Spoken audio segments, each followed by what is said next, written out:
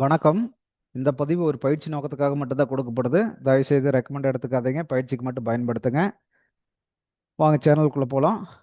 இது நம்மளுடைய யூடியூப் சேனலுங்க. இதில் வந்து பார்த்தீங்கன்னா டெய்லி நிஃப்டியோட இதில் டெலிகிராம் சேனலோட லிங்க்கு கனெக்ட் பண்ணிக்கிறேன். இதில் டெய்லி நிஃப்டியோட லைவ் அப்டேட்ஸ் கொடுத்துட்ருக்கேன் மார்னிங்கில். இது முடிஞ்சால் கனெக்ட் பண்ணிக்க. இது உங்களுக்கு ட்ரேடிங் ரொம்ப சப்போர்ட்டாக இருக்கும். அதே வந்து புதுசாக பார்க்குறவங்களா இருந்தீங்கன்னா இந்த ஃபர்ஸ்ட் வந்து இந்த பிகினர்ஸ் கைடை பாருங்கள். அப்போ அதில் வந்து ஒரு 14 வீடியோ இருக்குது. ஸ்கிப் பண்ணாமல் ஒன் பை ஒன்னாக ஒவ்வொரு வீடியோவை பாருங்கள். பார்க்கும்போது உங்களுக்கே இதில் ஒரு ஐடியா கிடைக்கும். நம்மளுடைய கோர் கான்செப்ட் கம்ப்ளீட்டாக இதில் கொடுத்துருக்கேன். ஸ்கிப் பண்ணாமல் பாருங்கள். சப்ஸ்கிரைப் பண்ணாமல் தான் சப்ஸ்கிரைப் பண்ணிக்க. அதில் டவுட் வந்தால் நோட் பண்ணி வச்சு கமெண்டில் கேளுங்க, சொல்கிறேன். அதே வந்து ட்ரேடர்ஸாக இருந்தால் தவறாமல் பார்க்க வேண்டிய பாருங்கள்.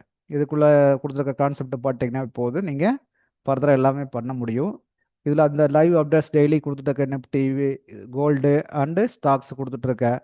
இதுகளை பார்த்துட்டு அப்புறம் பார்த்தீங்கன்னா உங்களுக்கு ஈஸியாக புரியும். சரிங்களா? வாங்க இன்னைக்கு ஸ்டாக்ஸ் என்ன நடந்திருக்குன்னு பார்க்கலாம். ஸ்டாக்ஸில் வந்து பார்த்தீங்கன்னா ஃபர்ஸ்ட் ரிலையன்ஸ். இன்னைக்கு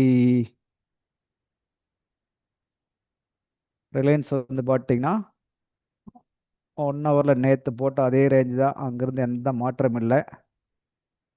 ஆனால் என்ன, நிஃப்டியில் வந்து பார்த்தீங்கன்னா ரெசிஸ்டன்ஸ் வரல. ஆனால் இதில் வந்து பார்த்துக்குங்க, அழகாக காலையில் ஓப்பன் ஆனோடனே ரெசிஸ்டன்ஸை போய் தொட்டுட்டு அங்கேருந்து கீழே சப்போர்ட்டுக்கு வந்து அப்புறம் மார்க்கெட் முடி வரைக்கும் அரைச்சி முடிச்சிட்டான்.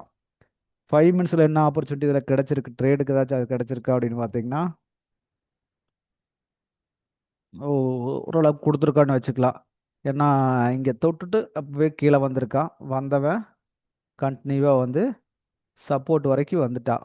ஃபஸ்ட்டு ஒரு ஆஃப் அன் ஹவருக்குள்ள நடந்தது. அதுக்கு பின்னாடி மார்க்கெட் பூரா ஒரே ரேஞ்சு தான்.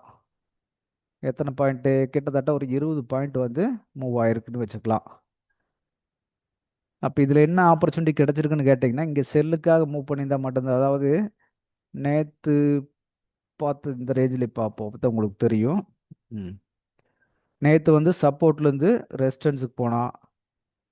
இன்னைக்கு ரெசிஸ்டன்ஸ்லேருந்து சப்போர்ட்டுக்கு வந்திருக்கான். அவ்வளோதான். இப்போது நேற்று வந்து இங்கே க்ளோஸ் ஆயிருந்தது மார்க்கெட்டு. இப்போ இன்றைக்கி என்ன பண்ணிக்கிறான், ஓப்பன் ஆன ஸ்பாட்லேயே மேலே போயிட்டு கீழே வந்துட்டு. அப்போ இது ஒரு ரெசிஸ்டன்ஸாக தான் நம்மளுக்கு ஆக்ட் ஆகிட்டு இருந்திருக்கு.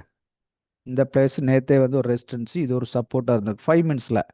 அப்போ இந்த ரெசிஸ்டன்ஸு மார்க்கெட் ஓப்பன்லேயே ரெசிஸ்டன்ஸ் வந்து கீழே வந்தாச்சு. வந்தவன் அழகாக சப்போர்ட்டுக்குள்ளே வந்துட்டு இந்த ரேஞ்சுக்கெல்லாம் கீழே வராமல் இங்கேயே முடிச்சிருக்கா. அப்போ இதில் ஒரே ஒரு ஆப்பர்ச்சுனிட்டி, செல்லுக்கு ஓப்பனில் மூவ் பண்ணியிருந்தால் மட்டும்தான் உண்டு. பைக்கு வந்து பார்த்தீங்கன்னா இங்கே சப்போர்ட்டில் பை எடுத்துருக்கலன்னா பெரிய மூவ்மெண்ட் ஒன்றும் கொடுக்கல. ஏன்னா இங்கேருந்து கீழே வந்தவன் இவ்வளோ தூரம், அதாவது இந்த இடத்துலேருந்து வந்து இங்கே ஒரு மூவ் கொடுத்து கீழே வந்திருக்கான் பார்த்தீங்களா, இந்த பிளேஸ் தான் டச் பண்ணியிருக்கான். டச் பண்ணிவிட்டு அகைன் சப்போர்ட்டுக்குள்ளேயே வந்திருக்கான். இங்கே வந்து ஒன்றும் பெரிய மூவ்மெண்ட் கொடுக்கல. அப்போது ஹெச்டிஎஃப்சி பேங்க் என்ன மூவ்மெண்ட் கொடுத்துருக்க பாசிபிலிட்டி இருக்குது? ஹெச்டிஎஃப்சி பேங்க் ஒரு ரேஞ்சுக்குள்ளேயே தான் அரைச்சிட்டு இருந்தான் 1 ஹவர். அவன் பாருங்க, அந்த ரேஞ்ச் இன்னைக்கும் தாண்ட முடியல அவனால். அந்த ரேஞ்சுக்குள்ளேயே இன்னும் ட்ராவல் பண்ணிட்டு இருக்கான். இந்த சப்போர்ட் ரெசிஸ்டன்ஸ் ஏற்கனவே போட்டு வச்சுதான் 2 நாளைக்கு முன்னாடியே. இன்னைக்கு மார்க்கெட் வந்து பார்த்தீங்கன்னா இது ஃபர்ஸ்ட் கேண்டில் இதுதான். இந்த கேண்டில் ரிலையன்ஸ் என்ன நடந்ததோ அதே டிட்டோவாக நடந்திருக்குது.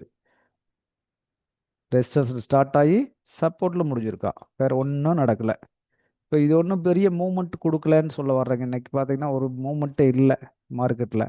இது ஆப்பர்ச்சுனிட்டி கிடச்சிருக்குமானா ரொம்ப சிரமம். ஏன்னா ஃபர்ஸ்ட்டு 5 மினிட்ல நம்ம கொஞ்சம் அனலைஸ் பண்ணுறதுக்கு வெயிட் பண்ணியிருந்தோம்னா அப்போவே வந்தாச்சு சப்போர்ட்டுக்குள்ளே வந்துட்டான். சப்போர்ட்டுக்குள்ளே வந்தால் என்ன மூவ்மெண்ட் பண்ணிக்கிறா, ஒன்றுமே இல்லை. வந்து ஒரு சின்ன மூவ்மெண்ட் கொடுத்து மறுபடியும் சப்போர்ட்டுக்கு வந்து சப்போர்ட்டில் தான் முடிச்சிருக்கேன். இவன் இன்னைக்கு ட்ரேடே பண்ணியிருக்க முடியாது. நிஃப்டிலையும் கூட சில ஆப்பர்ச்சுனிட்டி கிடச்சதுலாம் அந்த வாய்ப்பும் கூட இல்லை. அப்போது எல்லா நாளும் இப்படி இருக்கணும். ஒரு சில நாள் முந்தின நாள் வந்து மிகப்பெரிய லெவலில் மூவ் பண்ணதுனால அடுத்த ஒரு நாளைக்கு இப்படி கூட இருக்கலாம். நேற்று பெரிய மூவ்மெண்ட் இல்லை, இன்னைக்கு ஓரளவுக்கு மூவ்மெண்ட். அவ்வளோ நேற்று ஓரளவுக்கு நல்ல மூவ்மெண்ட், இன்னைக்கு மூவ்மெண்ட் இல்லை. எல்லா நாளும் இருக்கணும்னா மாதம் ஒரு நாள் 2 நாள் இந்த மாதிரி ஒரு மூவ்மெண்ட் கிடைக்கிறதுக்கு பாசிபிலிட்டி இருக்குது. அந்த மாதிரி டேயில் அமைதியாக கை கட்டி உட்கார்றது புத்திசாலித்தனம். ஏன்னா ஒரு நாளுடைய மூவ்மெண்ட்டை வந்து பார்த்தீங்கன்னா ஒரு 1/4 மணி நேரம் 1/2 மணி நேரத்துக்குள்ளேயே முடிச்சிடுறான். இந்த ஃபர்ஸ்ட் இது ஒரு 5 நிமிஷம், அடுத்தது ஒரு 5 நிமிஷம் போது கிட்டத்தட்ட ரெஸ்டர்ஸ் வந்து சப்போர்ட்டுக்கு வந்தாச்சு. அதுக்கு பின்னாடி மூவ்மெண்ட்டே இல்லை. அப்போ இந்த மாதிரி ஒரு பிக் மூவ்மெண்ட்டு ஓப்பன் ஒரு 5 நிமிஷம் 10 நிமிஷத்தில் கொடுத்துட்டான்னா அந்த அன்னைக்கு ட்ரேட் பண்ணாமல் விட்டுறது நல்லது. ஏன்னா முந்தின நாள் ஒரு கேப் டவுன்னா கேப் அப் ஆகி அடிச்சதும் அதே மாதிரி தான் அடிச்சிருந்தோம். அந்த மாதிரி ஒரு மூமெண்ட் இந்த மாதிரி கொடுக்கும்போது அமைதி அந்த இடத்துல வேடிக்கை பார்க்கறது மட்டும்தான் புத்திசாலித்தனம். எல்லா நாள் ட்ரேடு பண்ணோம்னு நினைக்காதீங்க. எல்லா நாள் ட்ரேடு பண்ணால் சக்ஸஸ் எல்லாம் பெருசாக பண்ண முடியாது. ஆப்பர்ச்சுனிட்டி கிடைக்கிறப்ப யூஸ் பண்ணி பழகிக்கங்க, அவ்வளோதான், வேற ஒன்றும் கிடையாதுங்க. ஓகே, அடுத்த ஒரு வீடியோவில் சந்திப்போம்.